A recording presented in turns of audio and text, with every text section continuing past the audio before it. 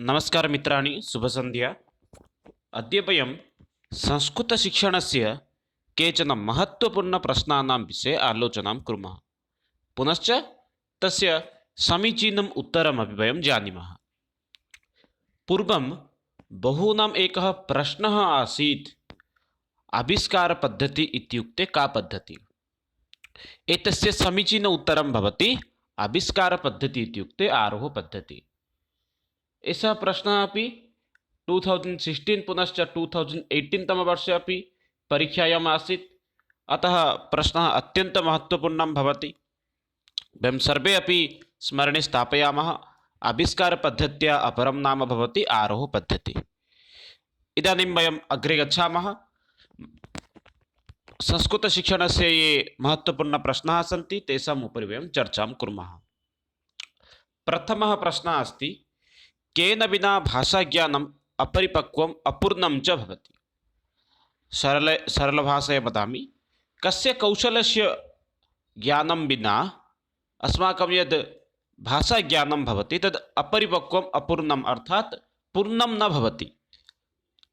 चत्वारि कौशलानि सन्ति। श्रवणकौशलं, अग्रिमकौशलं भवति पठनकौशलम् अथवा भाषणकौशलं, पठनकौशलं, लेखनकौशलम्। एतेषु चत्वारि कौशलेषु कस्य कौशलस्य ज्ञानं विना अस्माकं भाषाज्ञानम् अपूर्णमेव भवति? अत्र समीचीनम् उत्तरं भवति लेखनकौशलं। लेखनकौशलं भवति चत्वारिषु कौशलेषु कष्टकौशलम् अथवा अन्तिमकौशलं। यदि अस्माकं लेखने दक्षता नास्ति तर्हि अस्माकं ज्ञानम् अपूर्णम् एव भवति। अग्रिमं प्रश्नं प्रति गच्छामः। विद्यालयानां पाठ्यक्रमे संस्कृतभाषा अपि संयोज्य इति कः आयोगः उक्तवान्?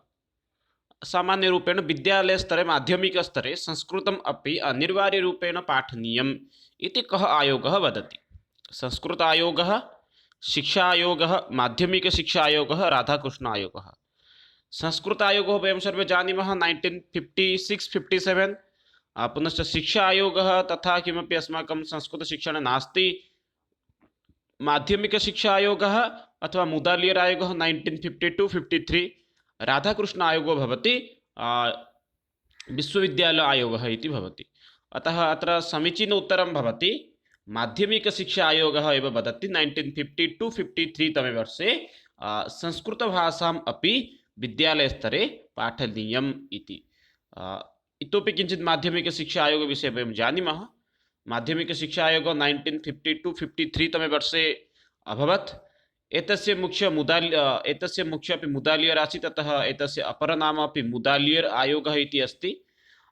कुत्रचित् प्रश्नः अपि आगच्छति। पुनः स आयोगः किम् उक्तवान्? संस्कृतं भारते पुरातनविचाराणां समवाहिका पुनश्च शैक्षणिक सांस्कृतिकपरम्पराणां संरक्षिता अस्ति। अतः संस्कृतं विद्यालयस्तरे अपि पाठनीयम् इति माध्यमिकशिक्षा आयोगः अथवा मुदालियर् आयोगस्य प्रतिवेदनम् आसीत्। यतः परमेव संस्कृत आयोगस्य निर्माणं भवति, पुनश्च विद्यालयस्तरे संस्कृतस्य पाठनं प्रारम्भः भवति। अग्रिमः प्रश्नः, केन छात्रः परिस्थितिपरिवर्तनेन सति व्यवहारे स्थिरभावस्य प्रदर्शनं करोति? अर्थात् कस्मिन् क्षेत्रे छात्रः परिस्थितिपरिवर्तनं भवति किन्तु स्वस्य व्यवहारे कदापि परिवर्तनं न आनयति? कार्यकरणेन, अनुमूलनेन, समायोजनेन, ज्ञानेन।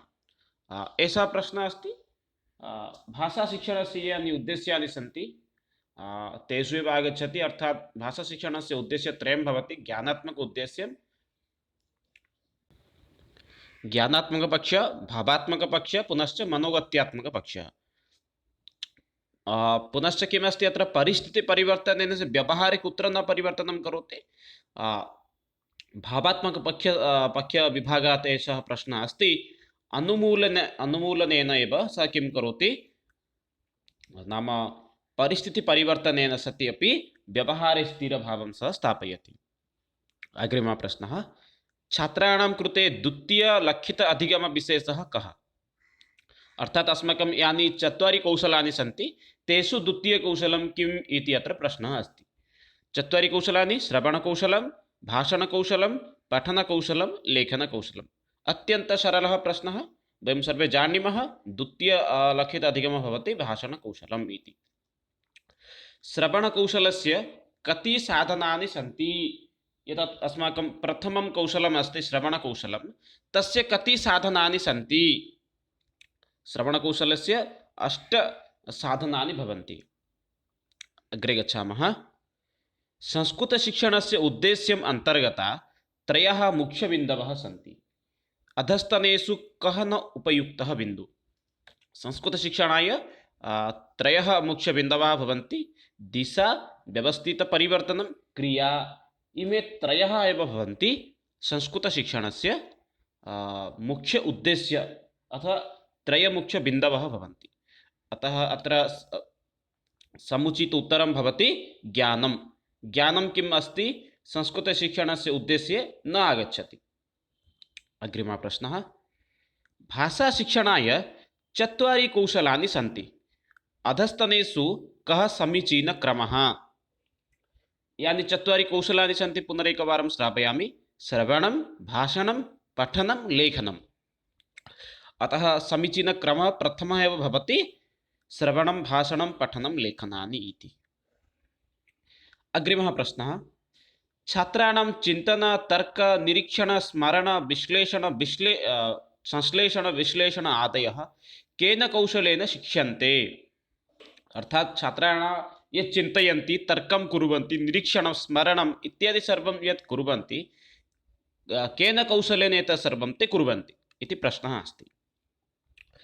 यः किमपि शृणोति तदा एव सः किमपि चिन्तनं कर्तुं शक्नोति। अतः प्रारम्भिककौशलं भवति श्रवणकौशलं।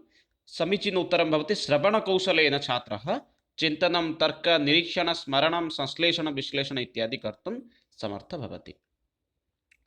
अग्रिमः प्रश्नः। भाषासामर्थ्यम् उपार्जनाय कस्य कौशलस्य आवश्यकता अस्ति? अर्थात् भाषणे सामर्थ्यं प्राप्तुं कस्य कौशलस्य ज्ञानम् अत्यन्तम् आवश्यकं भवति? अर्थात् वक्तुम् अस्माकं कस्य कौशले भाषणम् अर्थात् वक्तुम् अस्माकं कस्य कौशलस्य अत्यन्तम् आवश्यकता अस्ति? भाषणसामर्थ्य उपार्जनाय श्रवणकौशलस्य आवश्यकता अत्यन्तं भवति। यः उत्तमरूपेण शृणोति सः जानाति कथं वक्तव्यं। सः प्रत्येकस्य अक्षरस्य वर्णस्य स उच्चारणं जानाति, अनन्तरं तथैव सः उच्चारणं कृत्वा वदति। अतः भाषणसामर्थ्यं प्राप्तुं वयं श्रवणकौशलस्य ज्ञानम् अत्यन्तम् आवश्यकम्। अग्रिमं प्रश्नं प्रति गच्छामः। वाक्रूपभावप्रकटनम् एव, अर्थात् भाषणरूपेण, वाक् अर्थात् कथारूपेण अस्माकं यद् भावं वयं प्रकटनं कुर्मः तद् किमस्ति? भाषणं, पठनं, श्रवणं, लेखनम्। अत्यन्तसरलः प्रश्नः एव अस्ति। लेखनं तु नास्ति, लेखनं तु एव लिपिद्वारा भवति। श्रवणं तु वयं विषयं ग्रहणं कुर्मः, पठनमपि ग्रहणं कुर्मः। अतः समीचीन उत्तरं भवति अत्र भाषणं। भाषणकौशले किं भवति? वयं वाक्रूपेण अस्माकं भावं प्रकटयामः। अग्रिमं प्रश्नं प्रति गच्छामः। ज्ञानात्मकशैक्षिक उद्देश्यानां वर्गीकरणे 6 पक्षाः सन्ति। अधोलिखितेषु कः एकः पक्षः न भवति? प्रारम्भिकसमये जानीमः वयम् अस्माकं पक्षत्रयमस्ति, अर्थात् ज्ञानात्मकपक्षः, भावात्मकपक्षः, मनोगत्यात्मकपक्षः। संस्कृतशिक्षणस्य उद्देश्येषु आगच्छति एव।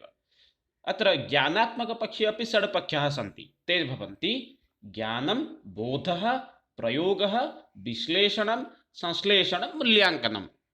अतः बोधः अत्र अस्ति प्रथमविकल्पे, अनन्तरम् अस्ति प्रयोगः अपि आगच्छति, पुनश्च अस्ति अग्रिमे किमस्ति ज्ञानम्।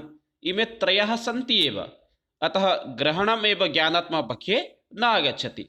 अतः अत्र समीचीनम् उत्तरं भवति ग्रहणम् इति। ग्रहणं ज्ञानात्मकशैक्षिक उद्देश्यानां वर्गीकरणे नास्ति। अग्रिमं प्रश्नं प्रति वयं गच्छामः। अग्रिमप्रश्नः अस्ति पठनशिक्षणस्य कति विधयः सन्ति। यत् अस्माकं तृतीयकौशलमस्ति पठनं, तत्र कति विधयः सन्ति, पठनशिक्षणे कति विधयः सन्ति।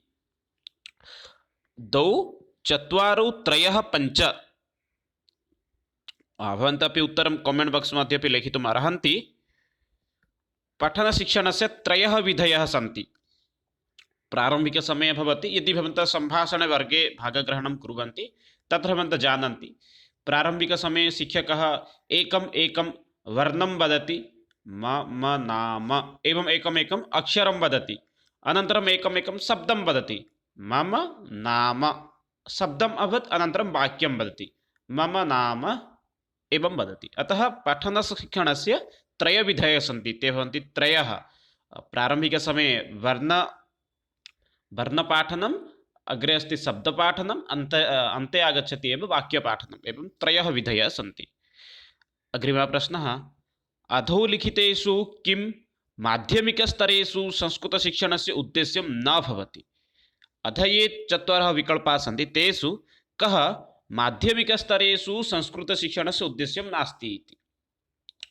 कल्पनाशक्तेः सर्जनात्मकशक्तेः सम्बन्धं, आत्मानुशासनं संस्थापनार्थं, सरलसंस्कृते भाषणस्य क्षमता सम्पादनं, भावग्रहण भावप्रकटनयोः सामर्थ्य सम्पादनम्। एतादृशाः 4 विकल्पाः अत्र सन्ति। अतः अत्र समीचीनविकल्पः भवति आत्मानुशासनं स्थापनार्थम् इति। यतोहि छात्राः माध्यमिकस्तरे स्वयमपि आत्मानुशासनं भवन्ति तेषां पार्श्वे। अतः अन्ये 3 विकल्पाः एव माध्यमिकस्तरे संस्कृतपाठनस्य लक्ष्यं भवति, किन्तु आत्मानुशासनशिक्षणं माध्यमिकस्तरे लक्ष्यं न भवति। अग्रिमः प्रश्नः अस्ति कः पठनशिक्षणस्य एकः विधिः न भवति। पठनशिक्षणस्य कः एकः विधिः न भवति। पूर्वमेव उक्तवान् पठनशिक्षणस्य 3 विधयः सन्ति, वर्णमालाविधिः, शब्दशिक्षणविधिः, वाक्यशिक्षणविधिः। अतः अत्र समीचीन उत्तरं भवति प्रबन्धशिक्षणविधिः इति। प्रबन्धशिक्षणविधिः किं भवति, पठनशिक्षणस्य विधिषु न आगच्छति। अग्रे गच्छामः अग्रिमं प्रश्नं प्रति। वर्णात्मकं शब्दै भाव अभिव्यक्तिः रूपं भवति। अत्यन्तः सरलः प्रश्नः अस्ति। वर्णरूपेण वयम् अस्माकं भावं कुत्र प्रकटनं कुर्मः।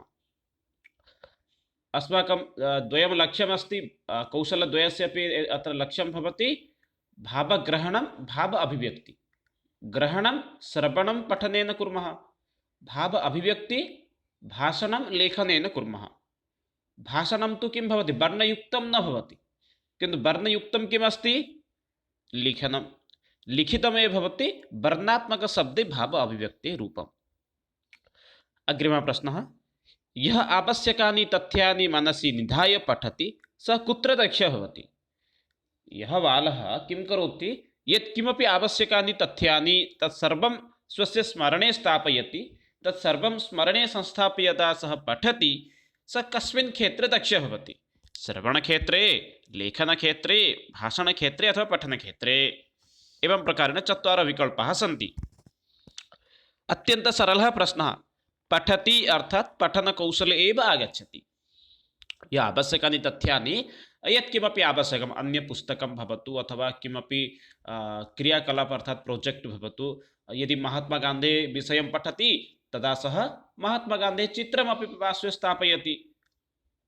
यदि कालिदासस्य मेघदूतं पठति तदा कालिदासस्य अन्यपुस्तकमपि पार्श्वे स्थापयति चेत् सः पठनकौशले एव दक्षः भवति। अग्रिमः प्रश्नः कः लेखनशिक्षणे नेत्रयोः कर्णयोः हस्तयोः च प्रशिक्षणे बलं ददाति। एतेषु कः अस्ति यः लेखने कौशले कर्णहस्त नेत्रयोः प्रशिक्षणे बलं ददाति इति वदति। भण्डारकरः, जोस् फलाण्डर्, माण्टेसरी, मादुगाल् इति तु अहं पूर्वमेव न श्रुतवान्। भण्डारकरः भवति अनुवादपद्धत्याः आविष्कारः, जोस् फलाण्डर् भवति अपि आरोहपद्धत्याः अपि आविष्कारः, तस्य पद्धत्याः विषये वदति। अतः अत्र समीचीन उत्तरं भवति माण्टेसरी पद्धति। माण्टेसरी पद्धत्यामेव तत्र लिखितमस्ति। यदा कश्चन लिखति श्रुत्वा भवति चेत् अपि स नेत्र कर्ण हस्त इत्यादीनां प्रशिक्षणमपि सः प्राप्नोति। अग्रिमः प्रश्नः अस्ति, शिक्षकः फलके अक्षराणि लिखति, छात्रः तानि अक्षराणि दृष्ट्वा तेषाम् अधः तथैव लिखन्ति, अस्य विधेः नाम किमस्ति? माण्टेसरी विधि, लेखन विधि, स्वतंत्र अनुसरण विधि, दर्शन विधि। विधीनां विषये सामान्यम् अहं वदामि। माण्टेसरी विधि विषये अहं पूर्वमेव उक्तवान्। माण्टेसरी विधि लेखनकौशले अधिकं ध्यानं ददाति। स वदति नेत्र हस्त कर्ण इत्यादीनां लेखनसमये अपि बलं तत्र ददाति इति। लेखनविधेः अन्तर्गतः अस्ति प्रश्नः, अतः लेखनविधि न भवति। अत्र समीचीन उत्तरं भवति स्वतंत्र अनुकरण विधि। अनुकरणम् अर्थात् अनुकरणं कृत्वा यथा शिक्षकः लिखति तथैव अनुकरणं यदा वयं कुर्मः सा एव भवति अनुकरणविधि। स्वतंत्र अनुकरणविधि अनुसारं छात्रः शिक्षकः यत्किमपि कृष्णफलके लिखति तत्सर्वं दृष्ट्वा लिखति। अग्रिमः प्रश्नः, कथं मौनपठनस्य अभ्यासः छात्राणां कृते अत्यन्तम् आवश्यकं भवति? प्रश्नः अस्ति किमर्थमेव आवश्यकता अस्ति मौनपठनं? यतोहि मौनपठने परिश्रमः स्वल्पः भवति किन्तु ज्ञानम् अधिकं वयं प्राप्नुमः। मौनपठने किं भवति? परिश्रमः स्वल्पः भवति किन्तु वयम् अधिकं ज्ञानं प्राप्नुमः। अतः मौनपठनस्य अभ्यासः छात्राणां कृते अत्यन्तम् आवश्यकं भवति। अत्र परिश्रमः अल्पः भवति किन्तु फलम् अधिकं प्राप्तं भवति। अतः मौनपठनाय एव सर्वदा शिक्षकछात्रान् आदिशति। पठनमपि द्विविधम् अस्ति, मौनपठनं पुनश्च अस्ति सस्वरपठनं। सस्वरपठने अधिकबलं गच्छति, छात्रः अधिकसमयपर्यन्तं पठितुं न समर्थः भवति। अतः मौनपठनम् एव छात्राणां कृते अधिकं लाभदायकं भवति। श्रुत्वा यत् लेखनं भवति तत् किम् अथवा तत् किं भवति? श्रुत्वा लेखनं श्रुतलेखः इति भवति। अतः विकल्पद्वयम् अत्र निर्धारितमस्ति, श्रुतलेखः श्रुतलेखः बि अथवा सी एव भवितुम् अत्र अर्हति। अनुलेखः तु न भवति, यदा अनुकरणं कृत्वा वयं लिखामः तदेव भवति अनुलेखः। श्रुतलेखः यदा श्रुत्वा लिखामः यत् तदेव भवति श्रुतलेखः। अग्रिमप्रश्नः लेखनकौशलसम्बन्धी अस्ति। अनुकरणद्वारा यत् लेखनं भवति सः उच्यते। लेखः तु इति नास्ति शुद्धं, प्रतिलेखः अपि नास्ति। प्रतिलेखः शिक्षकः कृष्णफलके अथवा टिप्पणीपुस्तिकायां किमपि लिखति, कृष्णफलके लिखति, तद् दृष्ट्वा एव छात्राः लिखन्ति। अतः श्रुतलेखः तो जानीमः वयं, श्रुत्वा लिखामः यत् तदेव श्रुतलेखः। अतः अत्र समीचीन उत्तरं भवति अनुकरणद्वारा लेखः अनुलेखः इति। अन्यं सर्वमेव अशुद्धमस्ति। अग्रे गच्छामः। सुलेखस्य अभ्यासाय त्रयः विधयः सन्ति, अर्थात् उत्तमरूपेण लेखितुं त्रयः विधयः सन्ति। अधस्तनेषु कः अनुपयुक्तः भवति? अतः एतद् लेखः एव अनुलेखः लेखः एव अत्र असमीचीनम् उत्तरं भवति। श्रुतलेखस्य त्रयः विधयः अनुलेखः, श्रुतलेखः, प्रतिलेखः, इमे त्रयः एव अत्र श्रुतलेखस्य सोपानानि सन्ति। भाषाकौशलेषु कठिनतमं कौशलं किम् इति अग्रिमः प्रश्नः। भाषाकौशलस्य कठिनतमकौशलं किम् इति समीचीन उत्तरमस्ति लेखनकौशलम्। अन्ते एव आगच्छति अत्यन्तं कठिनं भवति, छात्राः वक्तुं समर्थाः भवन्ति किन्तु कदाचित् लेखितुं सः विषये समर्थाः न भवन्ति। अतः अत्र समीचीन उत्तरं भवति लेखनकौशलम् इति। छात्राः केन अधिकज्ञानं समुपार्जयन्ति? केन कौशलेन नाम किं करणेन ते अधिकं ज्ञानं ते उपार्जयितुं शक्नुवन्ति? समीचीन उत्तरं भवति श्रवण अपेक्षया पठनं। यदि वयम् अधिकं वदामः, अधिकं यदि वयं किं कुर्मः शृणुमः, तस्य अपेक्षया यदि वयं मौनेन पठामः तर्हि वयम् अधिकं ज्ञानं प्राप्तुमपि समर्थाः भवामः। अग्रिमः प्रश्नः अत्यन्तः सरलः प्रश्नः।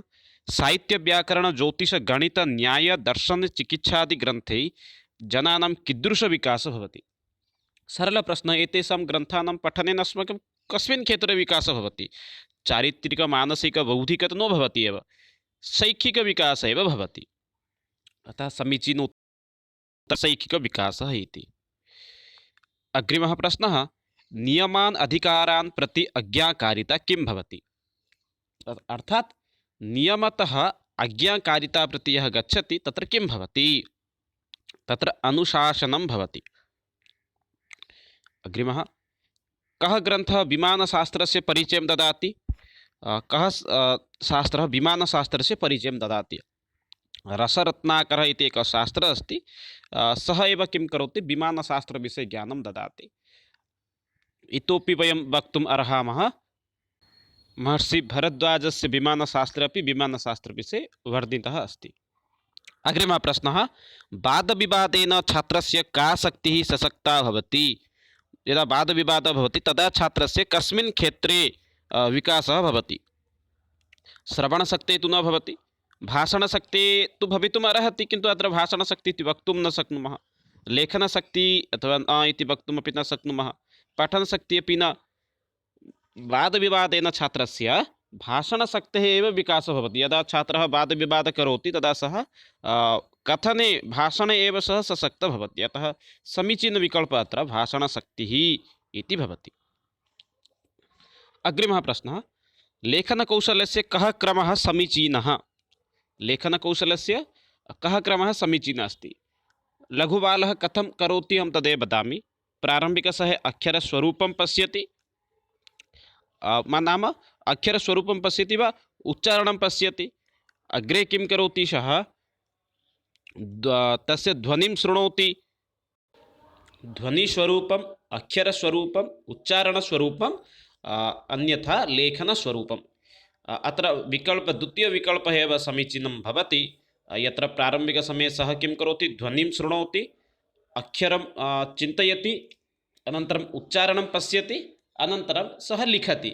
उच्चारणं करोति अर्थात् स्वयम् उच्चारणं करोति, अनन्तरं लिखति। अतः द्वितीयविकल्पः समीचीनं भवति। भाषायाः सहजरूपं मौखिक अभिव्यक्ति, ततः प्रतिबिम्बरूपं। मौखिक अभिव्यक्ति अर्थात् अभिव्यक्तिः भवति, विचार अभिव्यक्ति निमित्तं सोपानद्वयम् अस्ति। एकं भवति मौखिकम्, अन्यम् एकं भवति लिखितम्, अर्थात् भाषणं लेखनं। यदि भाषणं सहज भवति तस्य प्रतिबिम्बं भवति लेखनम्। अग्रिमः प्रश्नः केन लेखनशक्त्याः बुद्धिः भवति? केन कस्यां पद्धत्यां लेखनशक्तेः बुद्धिः भवति? समीचीनविकल्पः अस्ति, निबन्धलेखनेन लेखनशक्त्याः बुद्धिः भवति। शिष्यः श्रवणं मननं निध्यासनं च कृत्वा स्वशङ्कान् समाधानं कुर्वन्ति। एतत् कीदृशं कौशलम् अस्ति?